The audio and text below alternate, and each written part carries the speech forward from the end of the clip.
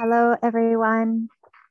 Welcome to day 10 of the World Pranic Festival. We're here live in Cocore, Italy at the Eden Pranic Center. And we're broadcasting around the world. It's been 9 days of fun, of healing, of transformation, of information and inspiration. We're really enjoying every moment here with the group that has gathered together. For those of you who are joining us online and you want to listen in a different language, Nelly will be speaking in French. And if you want a different audio language, you can click the world symbol at the bottom of your screen and choose which language you would like to listen in. I encourage you to write your questions that you have for Nelly into the Q&A section at the bottom of the screen, and we'll do our best to answer those at the end of the presentation. So everyone, thank you. It's my great pleasure to introduce to you Nelly Quill. She's going to be speaking about whether or not the pranic process is a temporary experimentation or a lifelong commitment. She'll be talking about the mechanics of this lifestyle and this kind of process and the impediments and the things that support it as well. So thank you, Nelly, for joining us. I'm very happy to present you today. I'm just going to remind you to speak slowly for our translators, similar to how I'm speaking right now. Thank you so much and welcome. Merci beaucoup pour cet accueil. Je ne maîtrise pas très bien l'anglais, donc je crois qu'il y a aussi quelqu'un qui parle français qui pourra aussi traduire si besoin. Voilà. Est-ce qu'il y a des questions ou j'enchaîne directement Donc, You're welcome to speak now, and then we will answer questions at the end. Ok. Oui, j'ai choisi le processus d'expérimentation pranique. Est-ce qu'il peut être temporaire ou au contraire, c'est un engagement à vie? Je pose cette question parce que beaucoup de personnes que j'accompagne dans ce processus des 21 jours n'osent pas toujours faire ce processus parce qu'ils ont l'impression que c'est un processus d'engagement à vie qui transforme. On est obligé de transformer sa vie complètement et avec les croyances de notre réalité, de notre société, cela paraît souvent très compliqué. Alors, je vais revenir sur ce sujet, mais déjà, je pourrais dire que pour moi, c'est un processus de conscience et d'éveil. Et pour ma part, pour me présenter un petit peu, je pourrais dire qu'il a commencé ce processus d'éveil en conscience il y a plus de 20 ans maintenant, avec un cancer du foie, donc un cancer de la foi, un cancer du manque de confiance en soi, et que cela m'a permis justement d'aller explorer déjà les croyances, les émotions, les blessures de cette réalité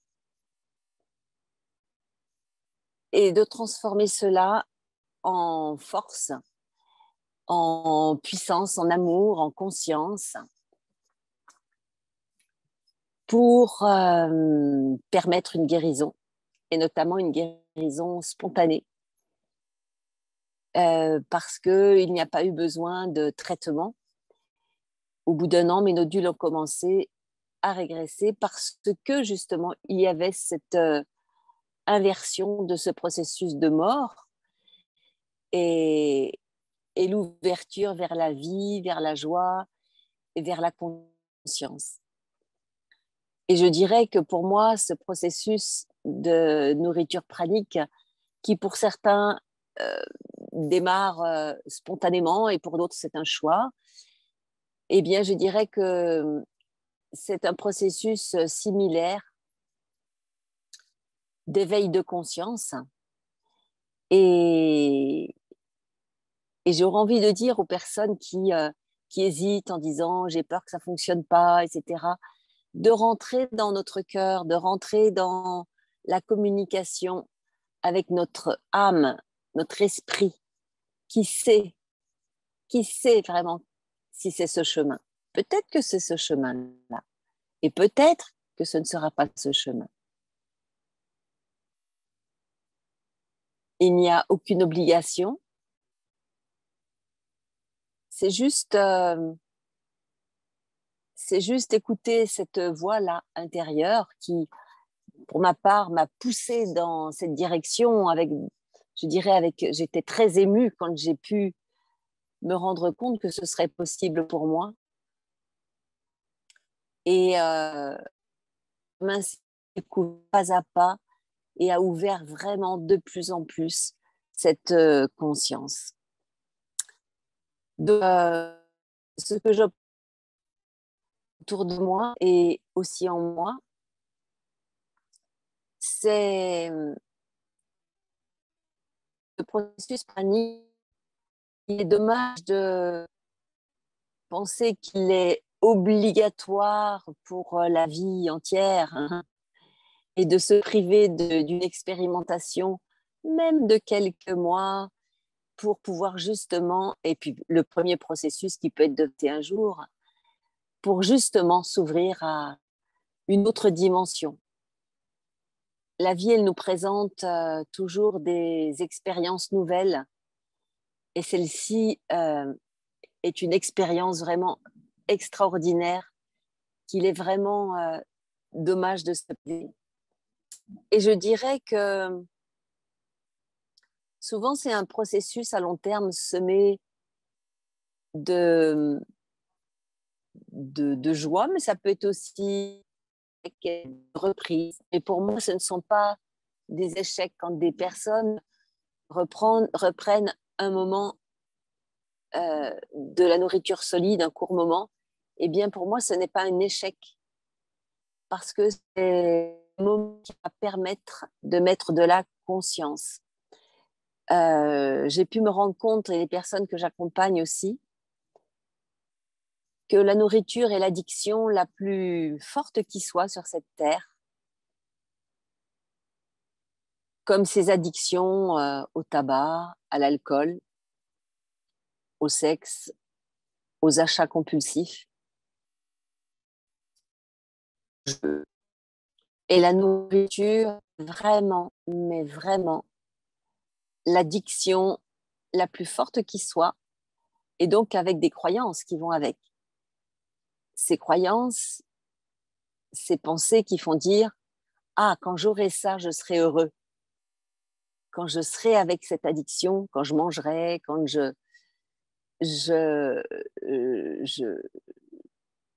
comment dire, quand j'aurai plus d'argent, etc., eh bien, je serai plus heureux, je serai plus heureuse. » Et en fait, non. Et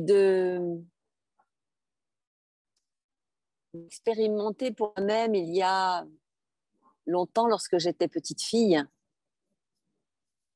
où ma grand-mère me distribuait du sucre, donc des bonbons, et où j'ai mélangé l'amour et les sucreries, eh bien, je dirais qu'il en est de même pour cette nourriture solide qui est une addiction, où l'on croit que cette nourriture est à même de nous apporter l'amour et de combler nos besoins profonds. Et quand j'ai pu prendre conscience que les sucreries étaient un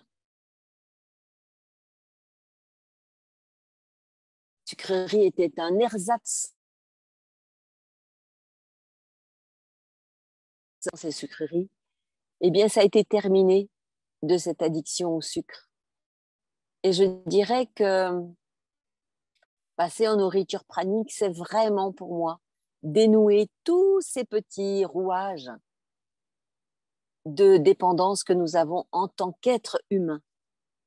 À part pour quelques personnes qui, comme Astérix, qui tombent dans la marmite de manière automatique, eh bien, peuvent passer directement en nourriture pranique sans processus. OK, le processus s'est fait avant, ça s'impose. OK. Mais je dirais que faire des rechutes, reprendre, remanger fait partie pour moi du processus. Parce que petit à petit, nous mettons de la conscience, toujours plus de conscience. Pourquoi je mange? Pourquoi j'aspire à cette nourriture pranique? Est-ce que c'est mon ego qui me dit « Ah, ça va faire bien dans mon CV », qu'il soit personnel ou professionnel, mais plutôt personnel, spirituel? Ou est-ce que c'est vraiment une aspiration là, de mon cœur et de mon âme? Et donc, oui, il peut y avoir ces petits cailloux. Et je parlerai d'autres petits cailloux tout à l'heure.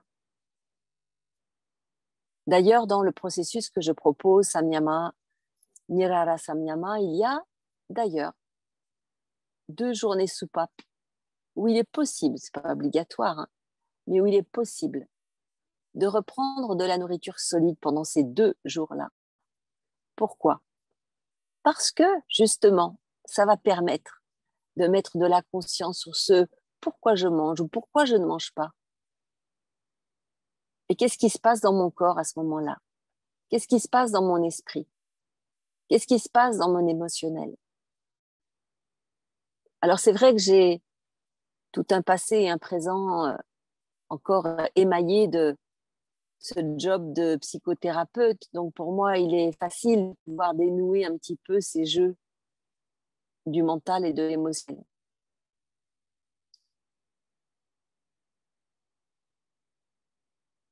Alors, c'est vrai que lorsque nous posons cette conscience sur cela, nous allons pouvoir dénouer des blessures du passé qui font qu'on peut retomber dans cette addiction alimentaire qui n'est qu'un leurre. Même si c'est un leurre, il est important de ne pas se juger, de ne pas se culpabiliser et d'accueillir vraiment ces passages-là. Encore une fois, on n'arrête pas le tabac ou la drogue du jour au lendemain. C'est souvent par palier, par étape.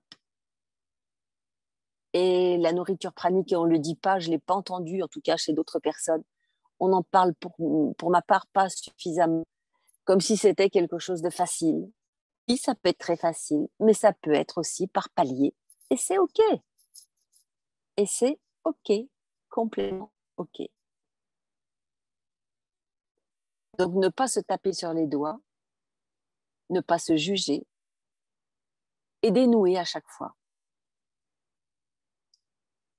Même si la nourriture pranique, on est d'accord, c'est la nourriture la plus naturelle qui soit.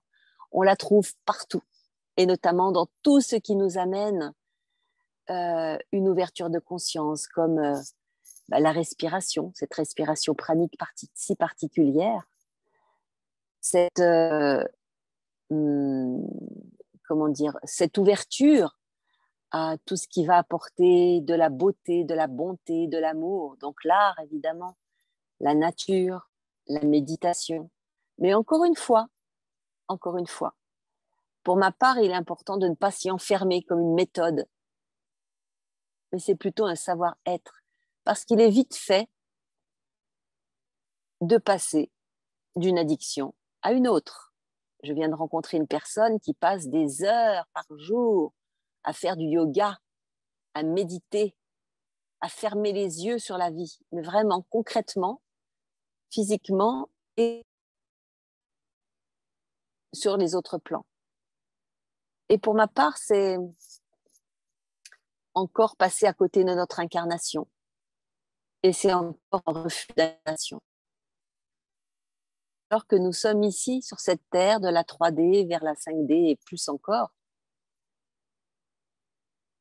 avec cet engagement de notre âme d'expérimenter cette vie 5D. Oui, d'abord 3. D'abord 3. Et ça passe par cette nourriture solide et ce chemin vers cette nourriture pranique. C'est un chemin, comme je le disais tout à l'heure, et il est important de ne pas de nouveau s'enfermer dans d'autres addictions, remplacer une addiction par une autre. Alors, je ne vais pas détailler, bien sûr, ce que c'est que cette nourriture pranique. Nous sommes au 9e jour et donc, je pense que les autres personnes ont suffisamment détaillé cela sans que j'y revienne moi-même aujourd'hui. Je vais plutôt aller dans le sens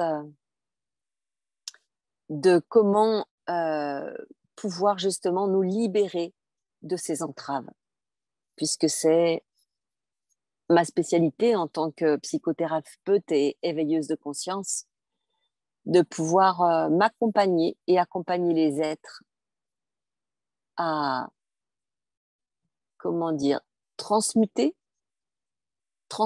transformer nos limitations en richesse. Sont-elles nos limitations lorsque nous arrivons sur cette terre d'expérience? Très, très rapidement, et la plupart d'entre vous connaissent déjà cela, mais je crois que c'est important d'en reparler ici, dans ce festival, parce que dans ce festival où il est question de nourriture lumière, de nourriture subtile, de nourriture pranique, eh bien, il est important de voir aussi qu'est-ce qui fait que pendant si longtemps, mais si longtemps, nous avons dû avaler et encore avaler cette nourriture solide. Et l'image qui me vient là à l'instant, c'est vraiment cette transformation de la chenille en papillon. Vous voyez cette chenille qui est toute ronde, qui est toute matière, on va dire, qui se traîne au sol, et qui mange tout sur son passage.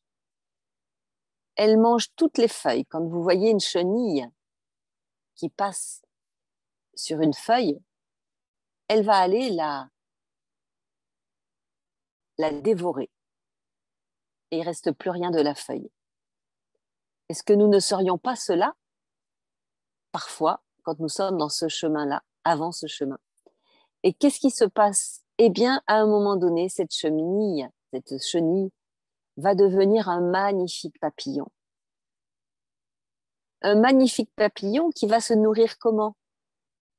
Eh bien, qui va se nourrir de subtil. Et qui va avoir de magnifiques ailes et qui va s'envoler et aller butiner le nectar des fleurs. C'est une énergie tellement différente. Elle va aller butiner le nectar des fleurs. C'est vraiment la subtilité de la fleur. Et ce papillon est très léger et se déplace dans l'air. Eh bien, ce qui m'est venu, c'est qu'effectivement, nous sommes ça aussi, avec cette capacité-là de nous transmuter. Mais avant ça, qu'est-ce qui se passe? Nous sommes,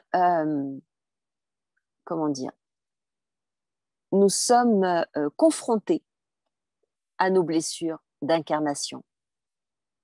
Je peux les rappeler, ces blessures d'incarnation, qui sont cette blessure d'abandon, de rejet,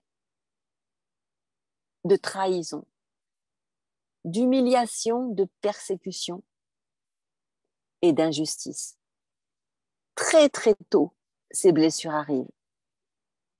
Et c'est tellement intolérable pour notre petit être que cela nous fait vivre des émotions très douloureuses que notre être a beaucoup de mal à gérer.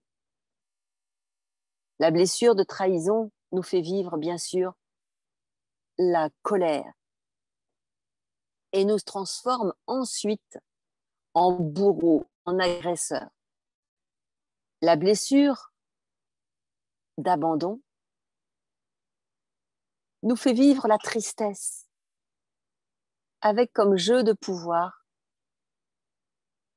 la victime qui va se plaindre tout le temps, qui va se mettre en situation de se faire maltraiter, agresser. Je dis bien qui se met en situation grâce à ce jeu-là de pouvoir. Il va y avoir aussi la culpabilité. Pour cette personne qui vit ce sentiment de persécution, d'humiliation et d'injustice. Je les mets les trois dans le même panier. Et cette culpabilité va la transformer en sauveur, non pas pour s'occuper d'elle, mais s'occuper des autres, puisque elle ne se considère pas être une bonne personne. Et le dernier dont on parle pas très souvent, c'est cette blessure de rejet qui, elle, en tout cas extérieurement, et parfois même la personne le croit intérieurement, cela crée aucune émotion parce que c'est l'état de choc. L'état de choc. La situation est tellement énorme que ça fait un blanc à l'intérieur de soi, un état de choc. Et là, la personne se transforme en indifférent. Vous savez, cette personne qui se met en retrait, qui a l'air de ne pas prendre part à la discussion, la Joconde, la position un peu figée. Eh bien ça, c'est cette blessure de rejet, sans émotion apparente et avec voilà, cette position d'indifférent. Et dans ces blessures-là, j'y viens là dans ce festival parce que ça me paraît tellement important. Dans ces blessures-là, qui amènent ces jeux de pouvoir-là, ces émotions-là, eh bien oui, il est beaucoup plus difficile de pouvoir se relier à cette nourriture subtile et pranique. Parce que nous sommes tellement pris par ces jeux-là, émotionnels, mentaux, qu'il n'y a plus la place pour la connexion spirituelle. Et quand je dis connexion spirituelle, c'est pas cette connexion spirituelle New Age dans laquelle je me suis perdue il fut un temps. Et je sais que certains se sont perdus aussi, puisque ça met le spirituel en dehors de soi et pas à l'intérieur de soi. Nous sommes profondément spirituels et nous pouvons demander à notre être quantique, à la source, de nous apporter son soutien. Nous ne sommes pas obligés de passer par plein d'intermédiaires et nous considérer des petites choses qui demandons et demandons encore. Nous sommes capables d'infinies possibilités, d'infinies capacités. Et cette capacité de nourriture pranique en est une merveilleuse qui apporte tellement, tellement d'ouverture de conscience et d'éveil. Mais nous sommes en chemin, individuellement et collectivement. Et plus nous aurons de personnes qui vont aller sur le chemin, et plus ce sera facile pour nous. C'est un chemin.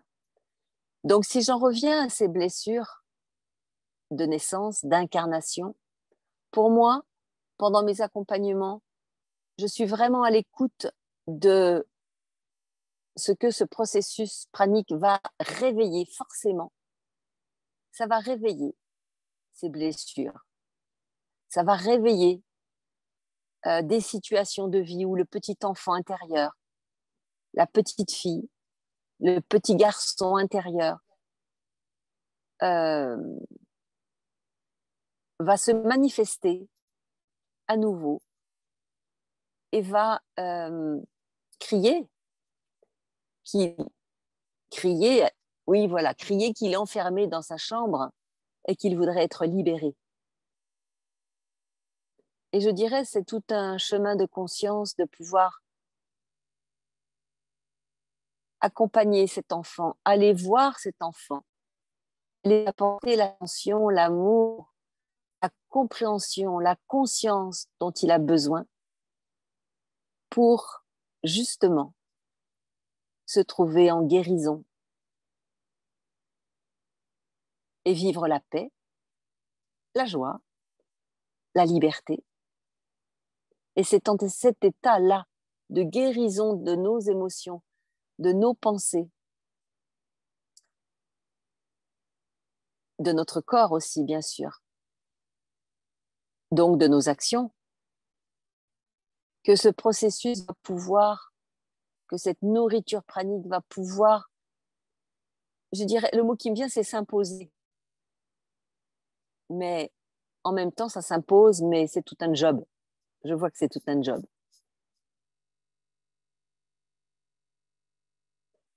Je viens de marcher plusieurs jours en montagne et la métaphore, c'est ça. Pour arriver en haut de la montagne, il faut marcher encore et on fait des paliers. On s'assied, on respire et on repart. Et ce processus pranique, pour moi, c'est similaire. On fait des paliers, on va aller guérir nos blessures d'enfant, nos blessures d'incarnation, nos blessures d'incompréhension de ce qu'est cette vie 3D. Je ne sais pas vous, mais moi, quand je suis arrivée sur Terre, j'ai eu conscience très vite que c'était un endroit pas simple à vivre. Et je me disais à 2 ans, et je regardais autour de moi, et je disais, mais je suis où? Je suis où? Je cherche l'amour, je cherche la beauté, et je ne trouve pas. Et c'était un sentiment de solitude et de déprime. Donc c'est tout un chemin avant de retrouver ce sentiment d'amour et de lumière ici. Et je suis persuadée qu'un certain nombre d'entre vous qui écoutez pourraient vous reconnaître dans ces propos. Alors il y a plein d'autres chemins, bien sûr, pour aller nourrir notre enfant intérieur. Le nourrir d'amour, le nourrir de paix, de compréhension, d'accueil, au lieu de lui donner des bonbons, lui donner de la nourriture solide, dont finalement il n'a pas besoin. Il faut savoir que beaucoup d'enfants, et d'abord nous-mêmes, nous arrivons sur Terre avec nos capteurs praniques complètement ouverts. Et nous pourrions, oui, nous pourrions tout naturellement nous nourrir de prana dès notre naissance, mais nous arrivons justement avec ces blessures, avec cette pression sociétale qu'il faut manger pour vivre. Donc tout ça, c'est à dénouer. Et je vois combien c'est bénéfique dans les accompagnements que je fais, va permettre de guérir ces émotions. Et lorsque nous guérissons nos émotions, eh bien, cela permet de ne pas manger nos émotions et de se connecter à cette source originelle dont nous venons tous et qui nous délivre sa nourriture généreusement.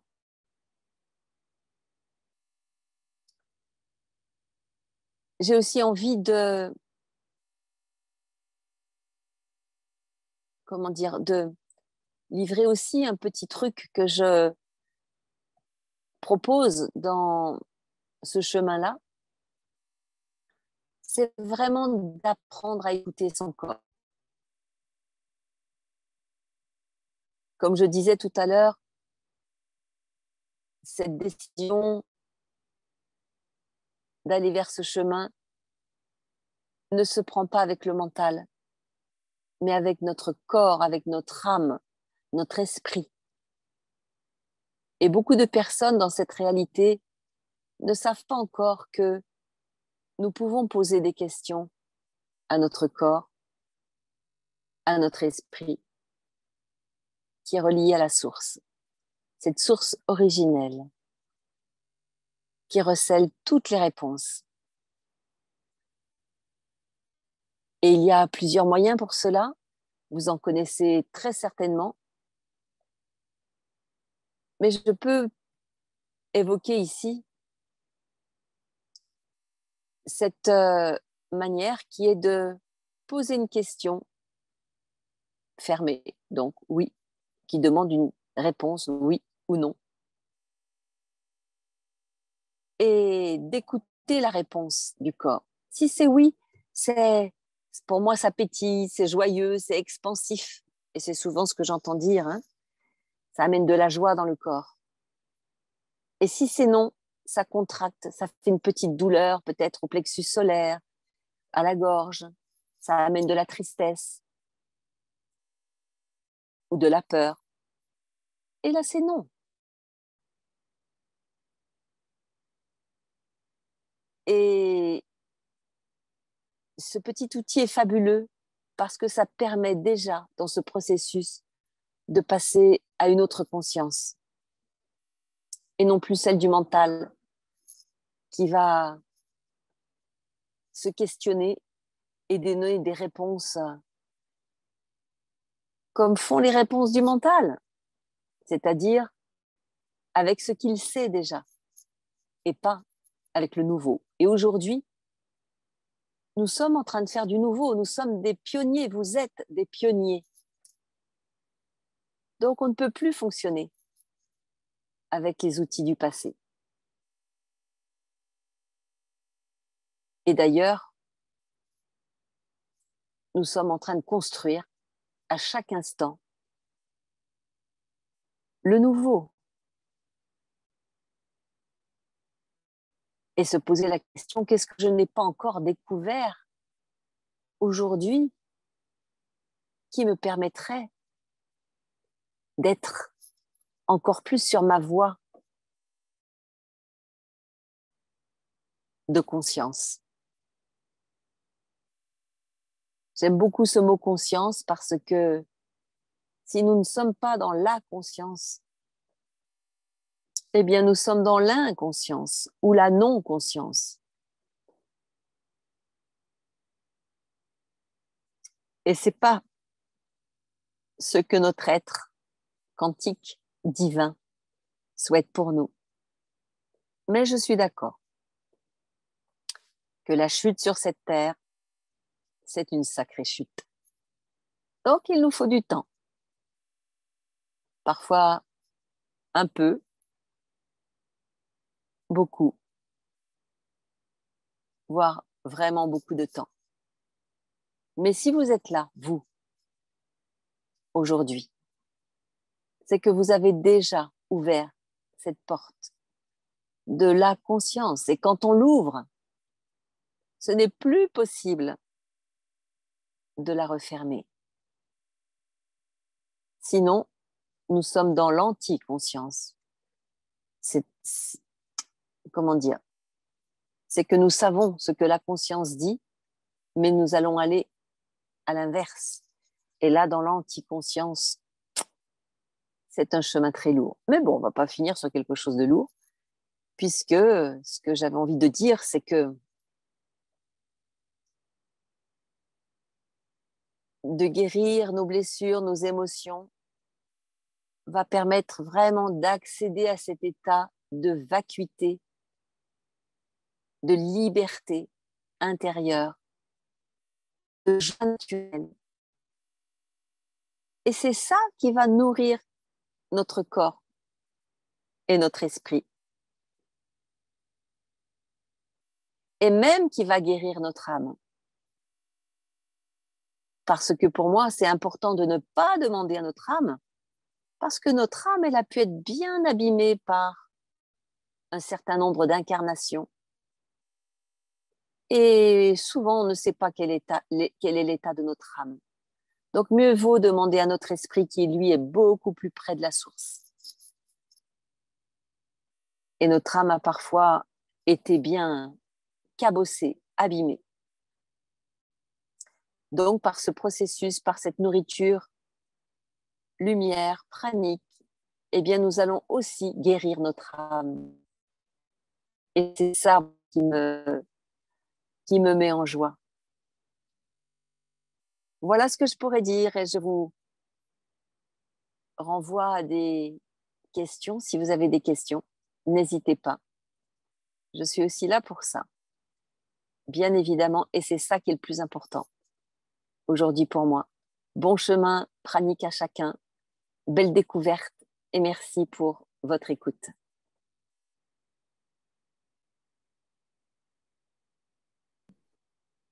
Thank you so much, Nelly. Beautiful and inspirational talk. We do have a couple of questions for you. And for those of you who have listened online, feel free to write your questions in the Q&A section at the bottom of your screen. One question is, you're speaking about healing the emotions. And when we heal the emotions, the natural joy is a type of nourishment. Do you have one specific technique that you recommend for this creating emotional stability? Il y en a de nombreuses, évidemment. Celle que j'aime bien, que j'ai pratiquée pour la guérison de mon cancer, pour ce cancer que je n'ai plus, je précise, je ne veux pas m'approprier ce cancer. C'est vraiment pour moi être consciente de mes pensées, déjà.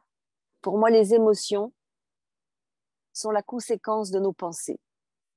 Donc, si je pense je suis nulle, le monde est pourri et je ne vais pas y arriver, le processus pranique, la nourriture pranique, c'est pas pour moi. C'est clair que c'est ici, dans mon mental, et qu'ici, au niveau émotionnel, ça va amener la culpabilité, la peur, la tristesse, voire la colère. Qu'est-ce que ça va amener aussi? Dans mon corps, ça va amener des douleurs, des malaises dans mon corps. C'est automatique. Les pensées vont amener des émotions et des réactions physiques d'une manière automatique. Et des attitudes de repli dans la vie ou d'agressivité ou de non-action. De non-action juste. Et c'est là où on va aller dans les compensations. Et notamment alimentaires, qui nous éloignent de cette nourriture la plus naturelle qui soit, qui est le prana.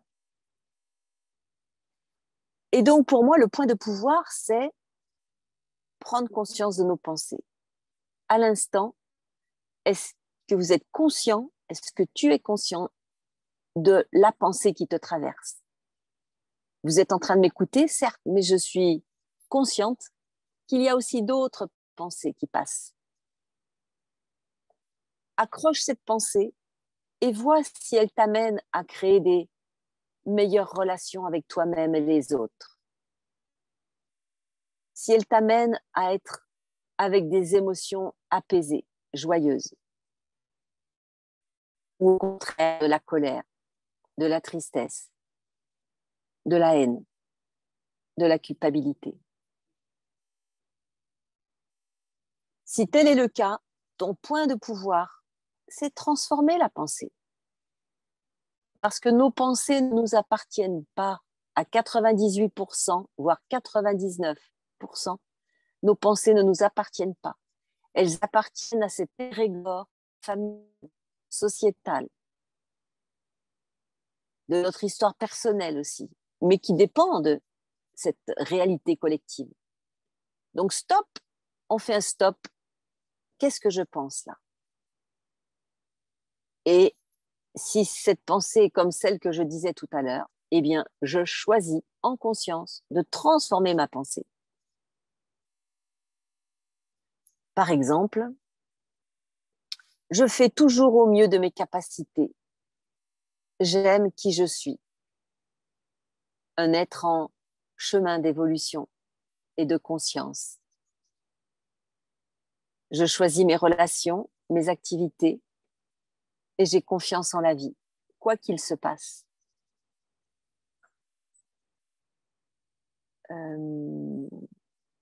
J'ai confiance en mes capacités. Bon, voilà, je pourrais en trouver d'autres, mais c'est vraiment important de faire un petit listing de tout cela pour, lorsque nos démons intérieurs reviennent, hop, pouvoir transformer à nouveau. Et qu'est-ce qui se passe quand je suis dans ces pensées-là? Eh bien, dans mon cœur, pensez ici, dans mon cœur, dans mon émotionnel, c'est apaisé, c'est joyeux, c'est détendu. Il y a de la confiance. Même si je ne suis pas arrivée encore à ce que je souhaiterais. Et surtout, ne pas se mettre de pression. Ce que tu es aujourd'hui, c'est parfait. Même si tu as envie d'aller plus loin, mais c'est déjà parfait. Donc, il y a juste la croyance à changer qui amène une émotion plus apaisée. Donc, dans le corps, c'est beaucoup plus fluide. C'est automatique. Ça, on n'a même pas à le changer. C'est automatique à partir de la pensée qui transforme l'émotion, qui transforme le corps. Et au niveau action, ben, ça va apporter des actions plus légères.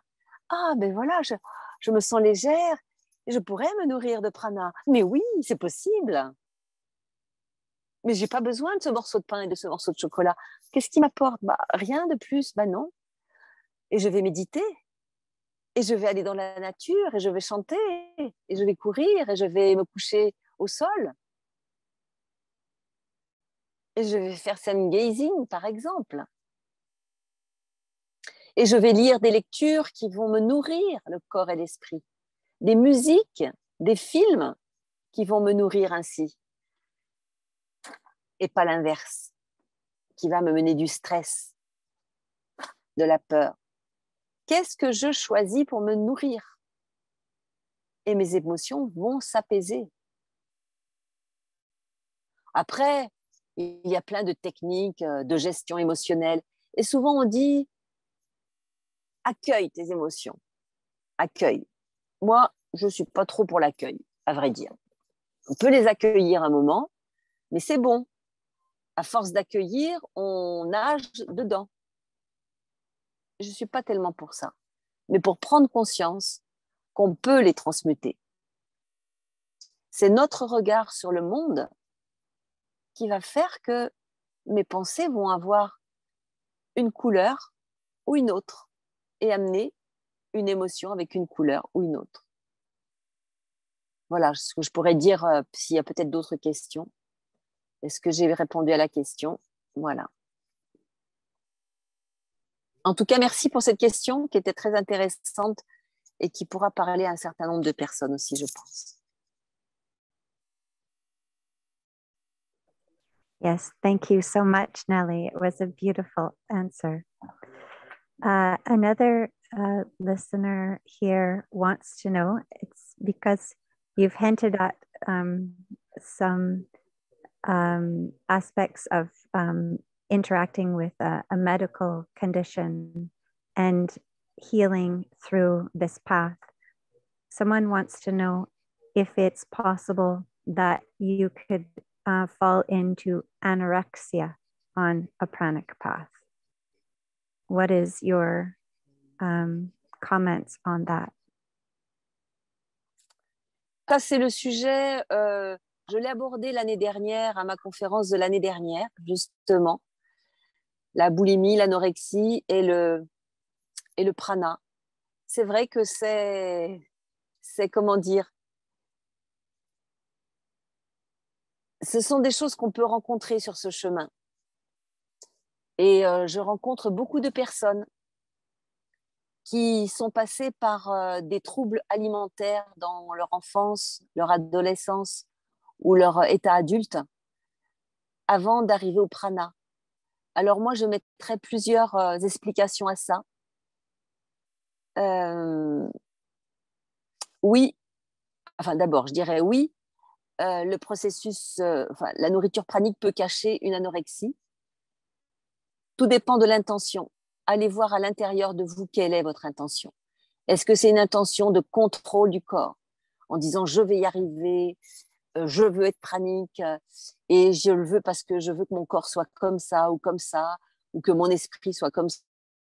Ça, on peut penser là que c'est une approche plus anorexique que l'on va cacher derrière une appellation de prana. Et d'un autre côté, ce que je vois, c'est que il y a des personnes qui étaient naturellement praniques et sur lesquelles on a mis une étiquette d'anorexique et qui n'est pas anorexique. Parce qu'une aspiration à une autre nourriture, à une autre conscience, à une recherche d'absolu. Et que c'est déjà une conscience pranique, mais que dans cette réalité, on appelle anorexie. Ce qui va permettre aussi de faire la différence, c'est que la personne anorexique va continuer à maigrir, alors que la personne pranique va stabiliser son poids, voire va reprendre du poids. Et ce ne sera pas un problème pour la personne. Alors que la personne anorexique va se faire un souci avec sa reprise de poids, va vouloir encore aller plus loin et encore plus loin et être complètement cachectique, c'est-à-dire très maigre.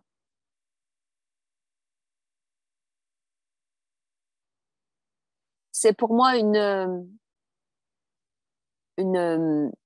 toujours une question de conscience.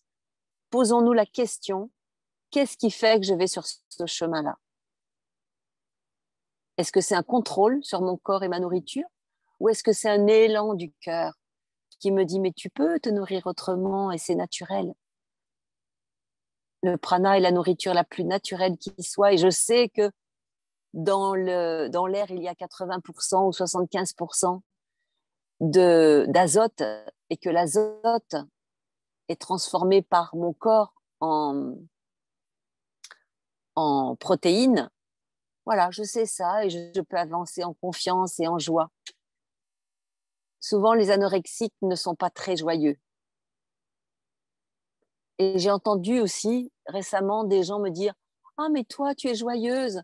Beaucoup de praniques ne sont pas joyeux. » Ah, peut-être que c'est peut-être que c'est un signe aussi.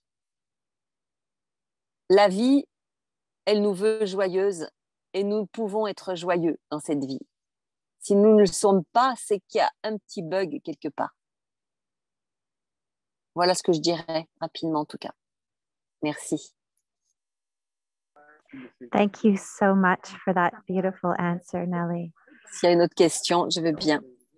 Okay. So, Nelly, we have another question from online. Oui. What do you feel is it possible to completely heal from diseases using a pranic path with no medical treatments? What is your comment on that? Aïe, aïe, aïe. Dans ma conscience, dans mon expérience, je dis oui.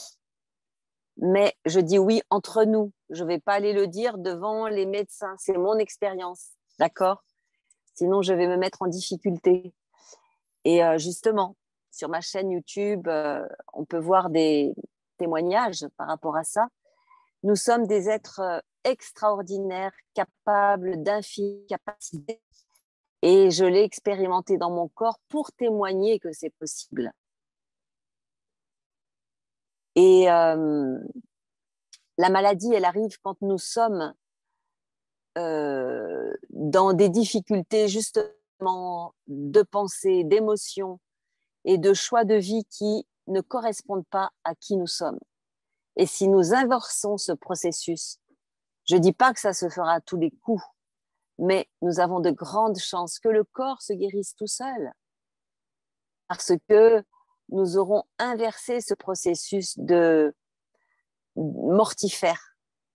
En ce qui me concerne, j'avais envie de mourir avant d'être avec ce cancer et de me, comment dire, de me projeter différemment dans la vie et d'avoir envie de vivre parce que mes buts de vie étaient devenus importants pour ma vie et pour moi, ça aide, évidemment. Les cellules entendent ces messages. Nos cellules entendent nos messages négatifs comme nos messages lumineux. Donc, c'est tout un travail de conscience à mettre en place pour inverser ce processus mortifère de maladie et de mort.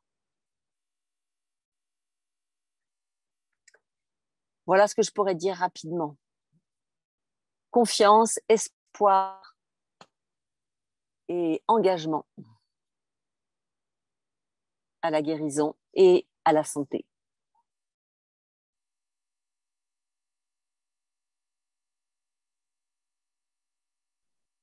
Thank you for this beautiful answer, Nelly. Do we have time for one more question, I think? Someone is curious about learning more how you create proteins in the body just through breath.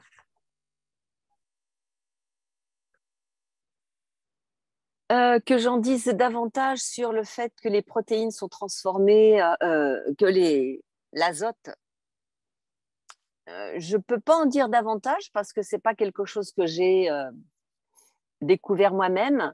C'est, comment il s'appelle cet homme, Jacques Antonin, dans sa vidéo Nourriture de l'âme,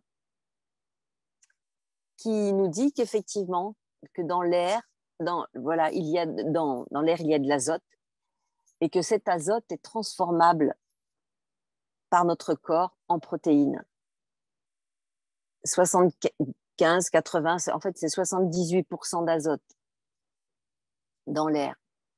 Et si nous nous considérons comme des plantes, je dirais, c'est ce qui fait que. Parce que qu'est-ce qu'on met sur la pelouse pour qu'elle soit bien verte et qu'elle pousse bien l'herbe? C'est de l'azote.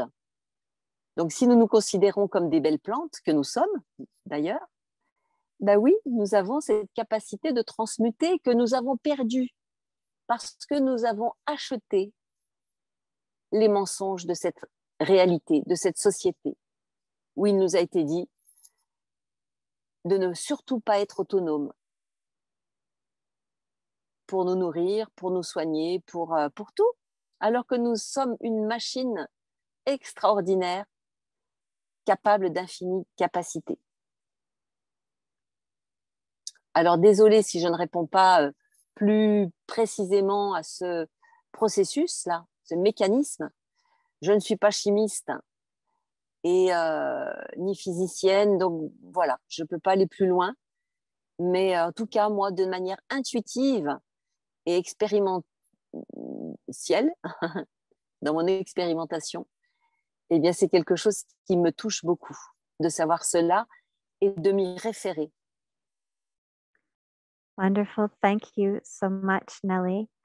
I think we may have just lost the connection with Nelly. We're about to wrap up, but we wanted to wrap up with her with us. Thank you, everyone, for joining us for our first speaker today, day 10 at the World Pranic Festival. She is again Nelly. Me voici. Me revoilà. Wonderful. We just wanted to say goodbye to you and thank you so much for your beautiful presentation. There's many of us here gathered at the Eden Pranic Center who are full of gratitude, smiling back at you, and online as well. Many comments saying that it was a beautiful presentation, and thank you so much, Nelly, for joining us here, World Pranic Festival. Merci à vous, merci à Nicolas, merci à ce magnifique festival de pouvoir faire circuler la vie, surtout, avec la joie. Et là, c'est la nourriture la plus belle qui soit. Merci à tous. À bientôt d'une manière ou d'une autre. Ciao, ciao.